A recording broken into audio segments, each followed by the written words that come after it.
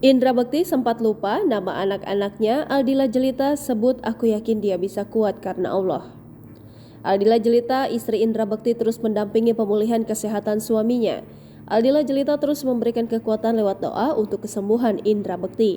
Indra Bekti menjalani 2 kali operasi setelah mengalami pecah pembuluh darah di kepala sebelah kiri pada Rabu 28 Desember 2022. Sampai sekarang ini, Indra Bekti masih menjalani perawatan intensif di Rumah Sakit Abdi Waluyo, Menteng, Jakarta Pusat. Aldila Jelita menemani Indra Bekti sebagai salah satu suntikan kekuatan.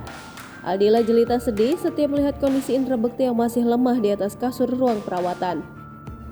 Indra Bekti yang biasanya membuatnya tertawa, kini harus terbaring lemah di rumah sakit. Ia semakin sedih setelah Indra Bekti diduga kehilangan sebagian ingatannya setelah menjalani operasi. Ia menyebut jika Indra Bekti sempat lupa mengingat nama anak-anaknya. Namun tidak lama kemudian Indra Bekti bisa menyebutkan nama anaknya satu persatu, begitu pula saat ditanya nama istrinya. Meski begitu, Aldila Jelita tetap bersyukur setelah Indra Bekti mampu melewati operasinya. Aldila Jelita dan keluarganya saat ini hanya bisa mendoakan kesembuhan Indra Bekti. Jangan lupa subscribe, share, komen, dan like ya.